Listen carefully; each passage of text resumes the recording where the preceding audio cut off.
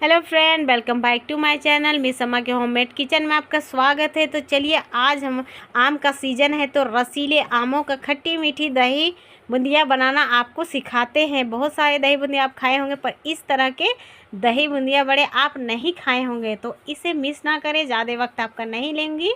बहुत ही टेस्टी और मज़ेदार रेसिपी लेके आई हूँ। कभी ये आम की रसीली रेसिपी कोई आपके साथ शेयर नहीं किया होगा। यूट्यूब पर पहली बार मैंने ये रेसिपी, ये मेरी दादी माँ पुरखों ज़माने से हम लोग के लिए बनाया करती थी, वही सीज़न से हम लोग बना रहे हैं। तो आज मैं खुद से ही बना लेती हूँ मेरे दादी माँ के सिखाए हुए नुस्खों पे। तो सबसे पहले हमें 1 लीटर यहाँ दूध लेनी है, उसे अच्छे से छान लेनी है। अब इसे हम इंडक्शन ऑन करके लो फ्लेम में इसे धीरे धीरे बारीकी से पकाएंगे। धीरे धीरे बारीकी से इसे पकाएंगे, मिस ना करें। लगातार इसे कंसिस्टेंसी बनाए रखें और इसे अच्छी तरह चलाते रहें। ये हो गया, इसे कर देते हैं साइड। अब चलते हैं, हम 2-3 आम लिए हैं, उसे अच्छे से वॉश कर लेते हैं, फिर इसकी कटिंग करेंगे। तो इस तरह से हमें सारे आम को अच्छी तरह से धो लेनी है, फिर इसके छिलके उतारेंगे। तो इस तरह से हल्के हल्के हाथों से जो गंदगी है उसे निकालें। यानी मतलब मार्केट में ये 17 तरह के छुआ जाता है, तो इसमें तो कुछ भी आके मक्खी वगैरह कुछ भी बैठते रहते हैं, तो उस सबको हटा लेनी है आपको। धो धा के हैंड वॉश अच्छे से कर लेनी है इसकी। हम लोग हाथ के करते हैं, पर यहाँ आम के भी कर लीजिए, क्योंकि कोरोना समय से ही सारा कुछ धोने का आदत जो पड़ गया है।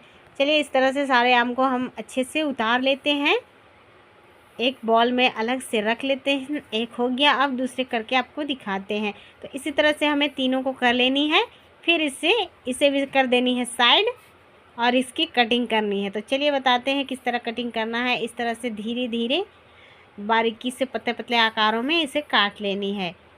अब हम इसे कर दिए साइड, और एक छोटे से प्लेट लिए हैं, मतलब बॉल लिए हैं, और उसमें सारे आम को हम कट कर लेंगे। इस तरह से सारे को गुठली तक निकाल लीजिए।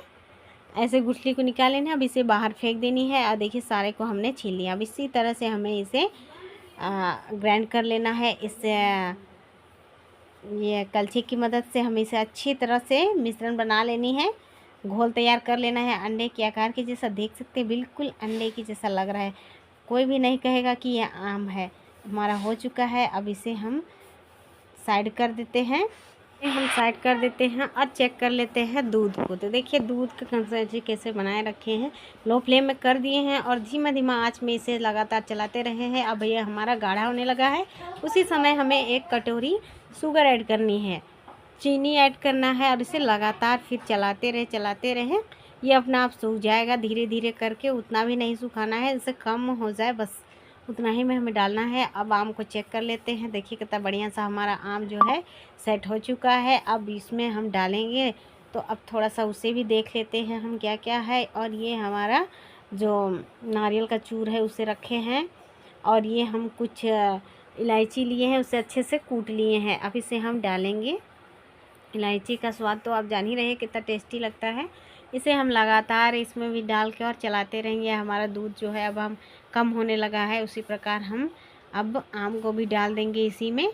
आम की खटाई इस तरह से बनाते हैं, इसे ठंडा करके ना डालें, इसी में डाल दें, तभी तो हमारा जो दूध की ये है वो फटने लगेगा और अच्छे से सेट हो जाएगा।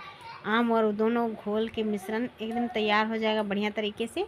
फिर हम इंडक्शन को कर देंगे